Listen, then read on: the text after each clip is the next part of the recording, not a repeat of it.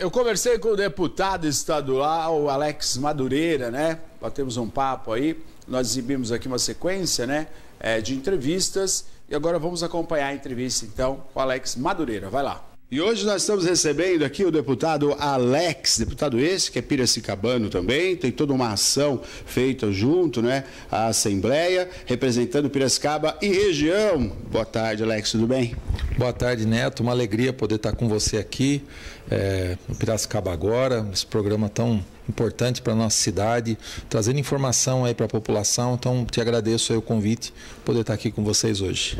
Obrigado a você pela presença. Alex, vamos conversar um pouquinho, né? Saber um pouquinho da sua história, né? Você que é piracicabano. Eu queria entender, e todos de casa também, como é que você se aproximou da política, né? Fala um pouquinho da sua formação também, como é que foi essa aproximação aí da política e hoje como deputado? Bom, Neto, minha história é uma história de vida como de muitos piracicabanos, né? Eu nasci em Piracicaba, no Hospital dos Fornecedores de Cana, em 1976. E em 77 meu pai decidiu, nós mudamos para Artemis, né? E foi onde eu cresci, onde eu tive toda a minha infância. Estudei sempre escola pública, fiz faculdade ali na Unimep, né? Como a maioria dos piracicabanos também. Eu cursei análise de sistemas, coisa que eu nunca exerci, né? Uma profissão que eu nunca exerci. Acabei indo para a área metalúrgica, né? Que era a profissão do meu pai.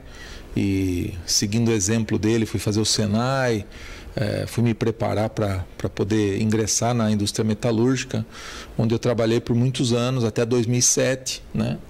Eu trabalhei na indústria metalúrgica, cheguei de desenhista, aliás, eu falo que de tirar cópia na máquina de Xerox, depois desenhista, programador de máquinas, encarregado de produção, né, do setor onde eu trabalhava. E depois disso eu me mudei para São Paulo, né, e tive um envolvimento na área da política, né, mas como assessor, né, na parte de assessoria. Fui trabalhar com coordenação de campanhas políticas também, né, nos períodos eleitorais. Então fizemos campanha 2006 para deputados estaduais, federais, 2010 de novo, 2014 e em 2018 esse grupo político, né, que era da Assembleia de Deus de Madureira, por isso que é o Alex de Madureira, né, que eu carrego até hoje, me convidou para ser candidato, né, e eu aceitei esse desafio. A gente se candidatou em 2018 e eu fui eleito deputado estadual, iniciando o mandato em 2019, né? Daí para frente eu comecei a fazer um trabalho mais político, né, do que ligado à igreja, né? Eu acabei me desvinculando desse grupo político, até porque eles lançariam outro candidato em 2022. Então eu tive aí o desafio de poder construir uma carreira política nesse primeiro mandato. Agora, aí você não estava mais com representando, vamos dizer assim, né, junto com a igreja. A igreja tinha um outro candidato e mesmo assim você foi reeleito, é isso? Sim, sim. Aí eu comecei, né, um trabalho realmente político dentro da Assembleia, como os outros deputados fazem, atendendo vereadores, prefeitos, lideranças, né, reuniões com secretários e fazendo toda a articulação política. E eu voltei para Piracicaba, montei um escritório político aqui, né, que fica no mesmo lugar, ali na Prudente de Moraes 515, né? Começamos a atender a população aqui, atender as demandas, e eu realmente fiz de Piracicaba a nossa base política, né? Isso nos deu na eleição de 2022 a nossa reeleição, né? Com a maior votação aqui em Piracicaba. Eu tive voto em mais de 150 cidades, mas a maioria dos votos foram aqui em Piracicaba. Foram quase 27 mil votos, quase 14% dos votos válidos, né?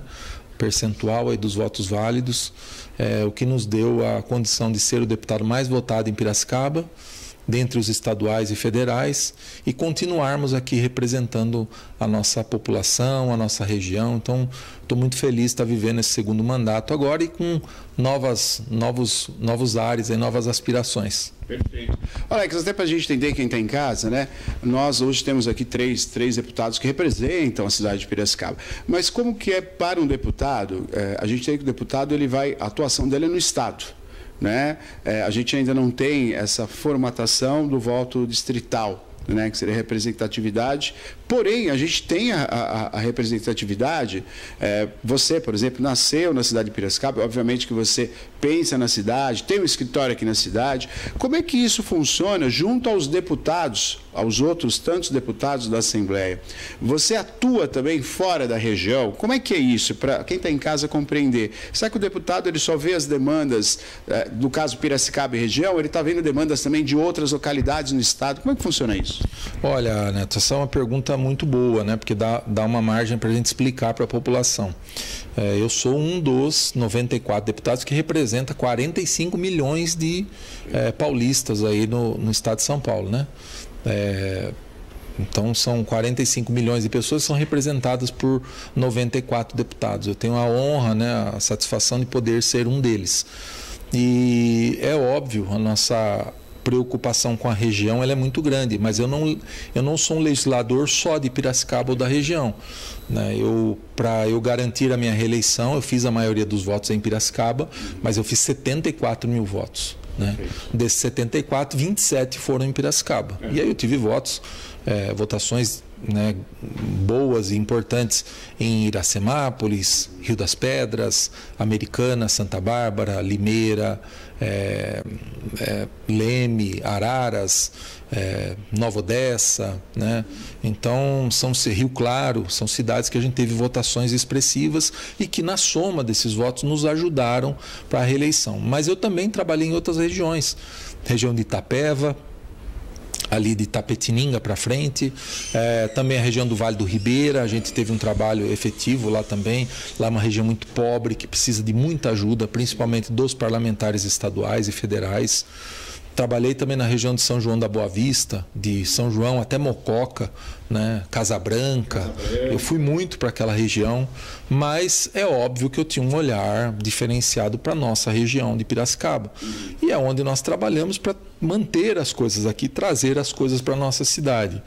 Mas eu atendo outras prefeituras também, tenho tido a oportunidade de ajudar outras cidades também e ver o nosso trabalho sendo reconhecido aí, né? Hoje acabei sendo cidadão aí americanense, sou cidadão barbarense, sou cidadão rio-clarense, sou cidadão de Rio das Pedras, rio-pedrense, sou cidadão de Mococa, né, mocoquense, sou cidadão de Buri, sou cidadão de Itapeva. Então, são as câmaras municipais que nos deram o título de cidadão por serviços prestados nesses municípios, né?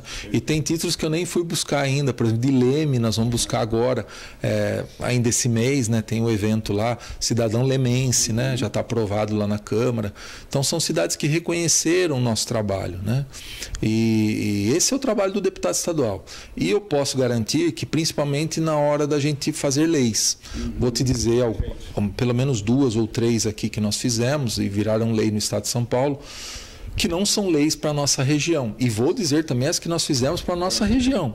Por exemplo, nós fizemos um projeto de lei que proíbe as instituições financeiras, bancos e financeiras, de fazerem empréstimos consignados com aposentados e pensionistas por ligação telefônica. Perfeito. Né? Porque existia uma prática, infelizmente, de que um idoso, um aposentado, recebia uma ligação oferecendo empréstimo. Muitas vezes a pessoa não precisava daquele empréstimo, mas quem está do outro lado ali é um vendedor, então... Sim. Há um vencimento ali na prática de venda. E um perigo, né, Alex? É uma lei muito interessante, nós mostramos aqui, inclusive, quando essa lei foi aprovada, a gente mostrou, porque vai de encontro a uma situação de um idoso do outro lado. A gente tem toda a questão do idoso, não entender direito o que está acontecendo, porque é uma coisa, apesar de ser uma ligação, não é pessoal, né, Alex? Não tem assinatura, né? E aí a FEBRABAN, né, e o Banco Central permitiam que seja feito dessa forma por ligação telefônica, reconhecimento de voz, gravação da ligação e autorização da pessoa. Então, para você ter uma ideia, rapidamente, uma questão que aconteceu em Piracicaba, tem um idoso, né? A gente está colaborando com ele, inclusive até um assessor previdenciário está ajudando ele. Houve um empréstimo desse, desse tipo também, um empréstimo altíssimo, inclusive, que ele está pagando as parcelas até hoje, e ele fala, eu não pedi esse empréstimo, e foi justamente por essas vias, que agora é proibido graças à lei que vocês aprovaram, fizeram e aprovaram. Olha quantas pessoas deixaram de ser prejudicadas, né, Alex? E a gente recebeu muita denúncia, viu, Neto? Por isso que nasceu a ideia de fazer um projeto de lei. Mas além desse, nós fizemos um que está sendo muito utilizado agora nas praças de pedágio, né? O projeto que obriga as praças de pedágio no estado de São Paulo a instalarem equipamentos para pagamento eletrônico, com cartão de débito e crédito. Esse foi um projeto de lei também de minha autoria.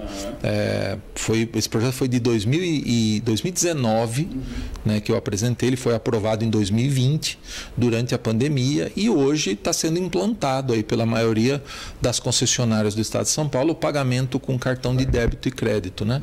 E algo que facilita muito a vida das pessoas. E de projetos para Piracicaba especificamente, eu sou autor do projeto que tornou Piracicaba município de interesse turístico, né?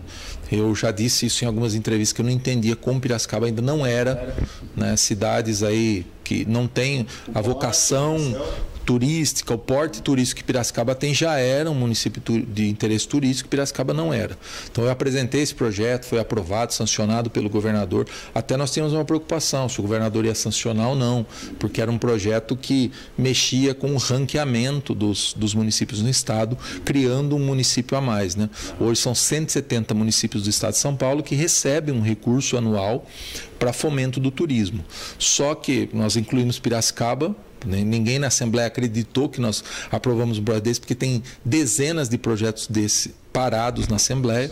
A gente fez uma articulação, conseguimos aprovar, o governador sancionou, e hoje nós temos 171 municípios de interesse turístico no estado. E aí eles passam por um ranqueamento. E Piracicaba está dentro desse ranqueamento, vai começar a receber agora esse recurso importante para fomentar o turismo na cidade. E o recurso do estado que vem justamente para apoiar e fomentar o turismo local, é isso? Esse recurso só pode ser utilizado em projetos relacionados ao turismo. Você vê que interessante. Por isso, várias instituições, como o Senac e outras tantas, já estão preparando equipes para trabalhar na área de turismo, coisa que a gente olhava e fala, por que não tem, né?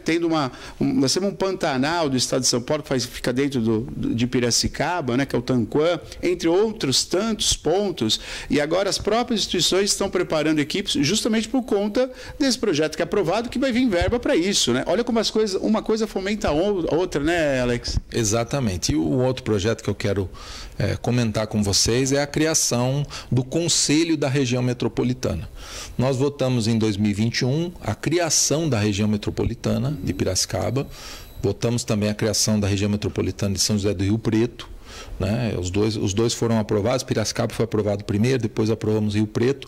Porém, no projeto de lei, né, nas suas disposições transitórias, existia uma necessidade da criação de um Conselho da Região Metropolitana, que são os órgãos que vão tocar realmente a região metropolitana, na parte administrativa, né, na parte política, e nós não temos isso hoje. Então, esse projeto teria que ser de indicação do governo, mas eu fiz questão de apresentar esse projeto, de me antecipar a isso, né? Então a gente apresentou esse projeto está tramitando hoje na Assembleia, ele não foi aprovado ainda.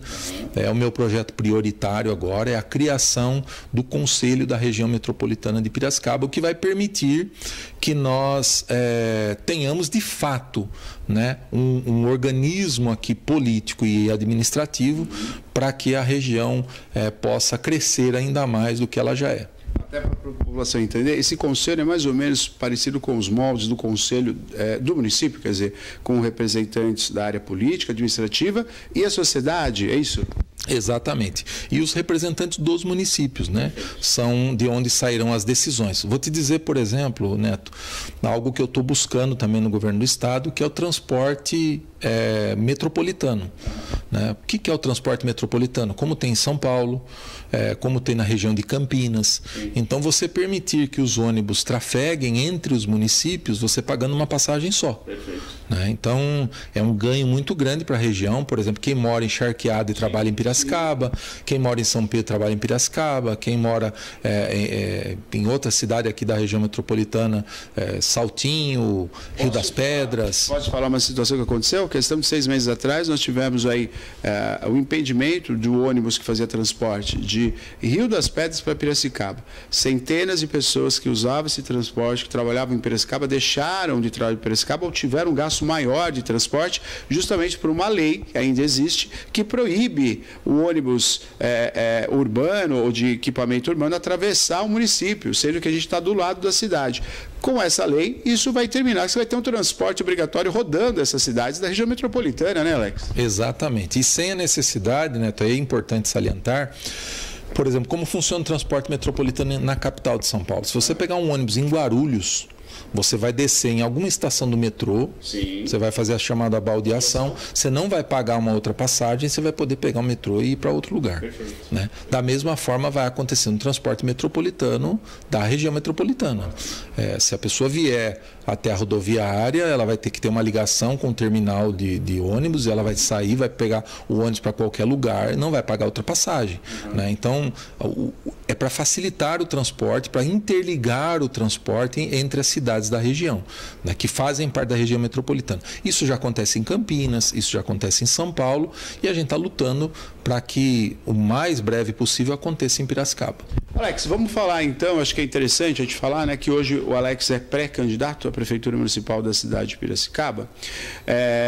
Aliás, antes de entrar nesse assunto, que acho que é muito importante, né, você passar para a população, porque hoje você é pré-candidato, eu só queria fazer um link que você como deputado, nós temos mais 2 deputados aqui que representam a nossa região, o quanto é complicado, Alex, apesar da articulação política partidária entre Brasília, Estado de São Paulo e município, que existe e tem que ter, mas o quanto é complicado a gente não ter um representante deputado em Brasília, para a população entender. Porque eu percebo, Alex, que toda eleição a gente tem alguns candidatos da nossa região, ou de Piracicaba, mas eles não são eleitos.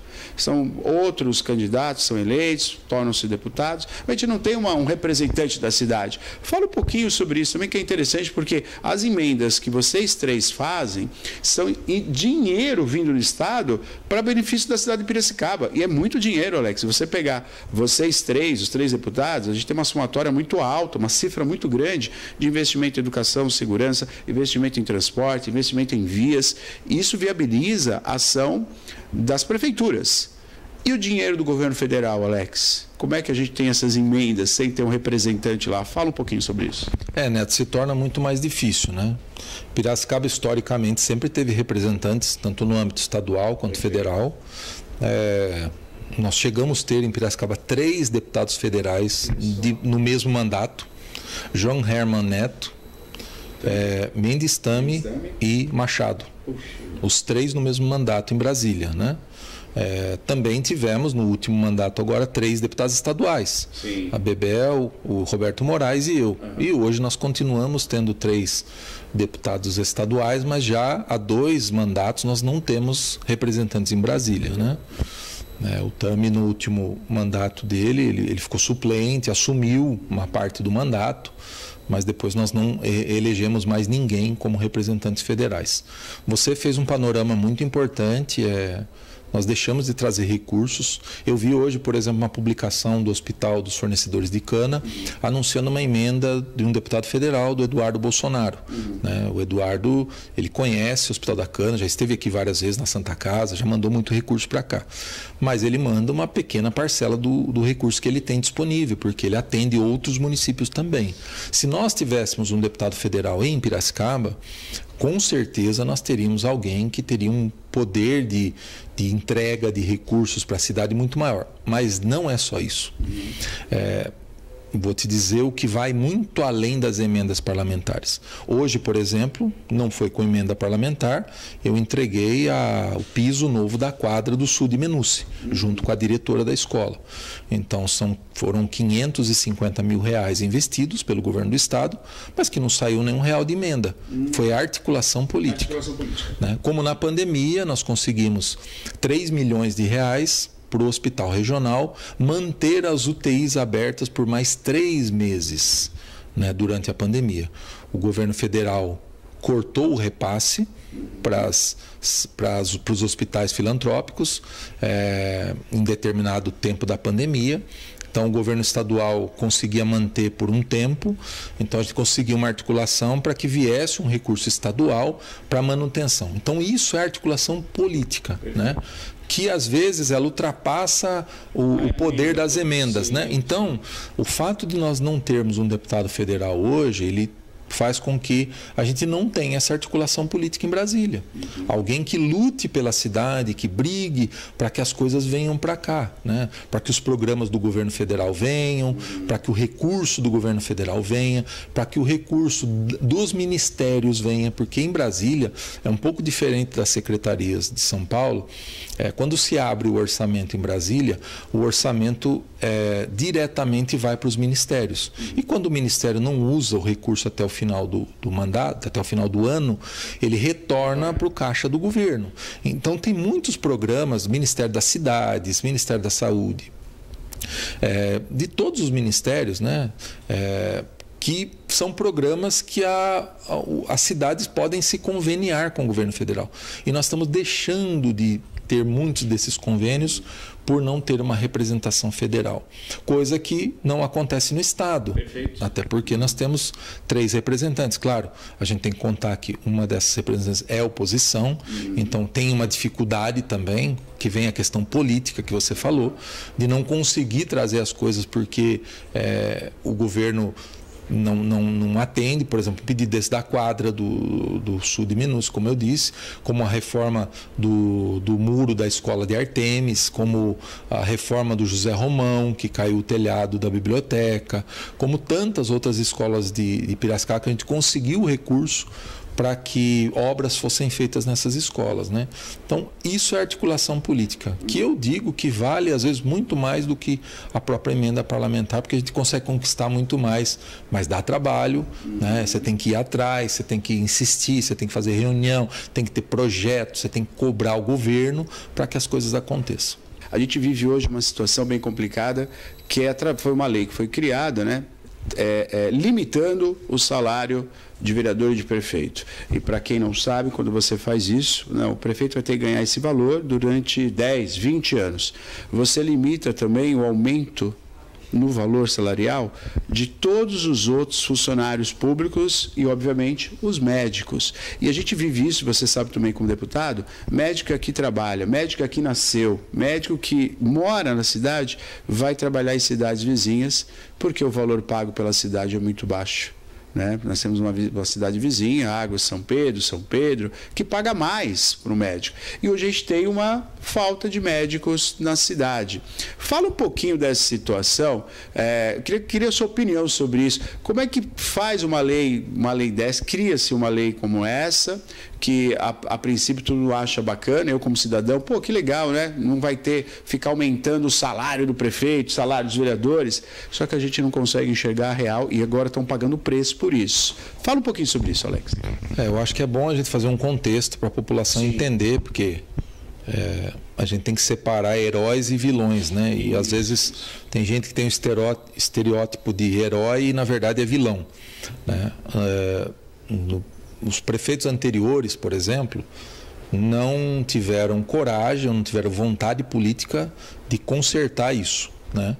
Então esse problema não é de hoje, esse problema vem ocorrendo nos últimos anos. O que eles faziam era dar um jeitinho, né, de resolver com hora extra. Então muitos médicos recebiam horas extras para poder complementar o seu salário, para ele poder ter um salário digno, competitivo com outras cidades da região, mantendo esses médicos aqui. Quando troca a administração, né, na última eleição, o prefeito atual decidiu cortar as horas extras, né, de todo o funcionalismo no modo geral, mas sem dar uma solução, né, nem temporária nem definitiva para a questão dos médicos. Então nós perdemos nesse período quase 80 médicos em Piracicaba. Perdemos médicos especialistas, perdemos médicos clínicos gerais, Perdemos profissionais de saúde que decidiram não ficar mais em Piracicaba e ir para outras cidades vizinhas para ganhar um pouco mais, né? Eles não ligam para viajar, mas tem um salário um pouco melhor em outra cidade. Qual a forma de resolver? Tinha como resolver isso agora? Porque para não esperar o próximo mandato? Tinha como resolver, né? Tem empresas e entidades que fazem a terceirização da contratação médica, que é uma forma de você fazer isso, que você não bate no limite do salário do prefeito, né? Que isso aconteceu por administrações anteriores que não tiveram coragem de votar o aumento do prefeito. Então nós ficamos com o salário limitado quando você corta a hora extra, que era o que a administração anterior fazia de forma errônea, ao meu ver, né? Você pagando hora extra para compensar o salário do cara, para ele poder ficar, né? Sendo que você tinha a possibilidade de fazer uma contratação terceirizada e dar um salário mais digno para esse médico ficar por aqui. Teve médico, Neto, que era concursado do município e pediu exoneração, né? O cara tinha uma carreira, né? Fez concurso público, tinha estabilidade, ele preferiu pedir exoneração para ir trabalhar em outra cidade. Isso foi consertado agora? De alguma forma, sim, né? Foi votado um projeto na Câmara que está reajustando o salário dos vereadores, o salário do prefeito, o salário dos secretários. Isso vai fazer com que a partir de 2025, né, porque você não pode votar o salário para o seu próprio mandato, né? Nós deputados também é assim, a gente não pode votar o aumento de salário para o próprio mandato, você sempre vota para o mandato posterior.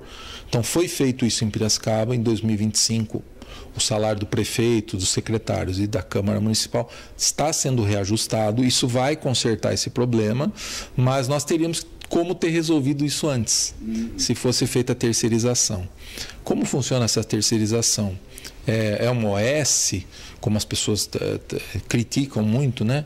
É mais ou menos igual, mas seria só para o serviço de atendimento médico e não para a gestão de saúde, né? Então a gestão de saúde continuaria com o município e simplesmente o atendimento dos médicos poderia ser feito de forma terceirizada. Dessa forma você pode pagar um pouco mais para o médico para ele poder prestar esse serviço na cidade. Isso é feito em outros municípios que tem o mesmo problema que Piracicaba e se resolve desse jeito. Então tem jeito de resolver? Tem jeito de resolver. Por que não resolveu? Aí não sou eu que vou responder. Aí teria que ter outra pessoa aqui nessa cadeira hoje para poder responder isso para vocês. O porquê foi feito no passado, o que foi feito, né, de não aumentar o salário e deixar segurar com hora extra, e também por que não foi feita uma terceirização da contratação dos médicos, especificamente dos médicos, para poder resolver esse problema no curto prazo. Alex, quero agradecer então a sua participação conosco aqui hoje, né? Esse bate-papo, entender um pouquinho aí, obviamente, sobre sua carreira, sobre, né, o executivo, o legislativo, e compreender um pouquinho o seu olhar sobre isso. Muito obrigado pela entrevista, viu? Neto, muito obrigado, eu que agradeço. Agradeço a todos os telespectadores aí do programa Piracicaba Agora, agradeço a você. Você é um grande jornalista, tem uma experiência muito vasta.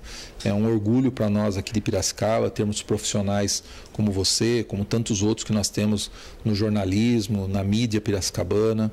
Mídia piracicabana que tem um trabalho muito importante, trazendo informação para a população, e isso vocês fazem muito bem. Então, parabéns, gostei muito aqui do espaço, do estúdio, parabéns pelo trabalho que vocês realizam, e para mim é uma alegria poder estar falando aí com a população de Piracicaba.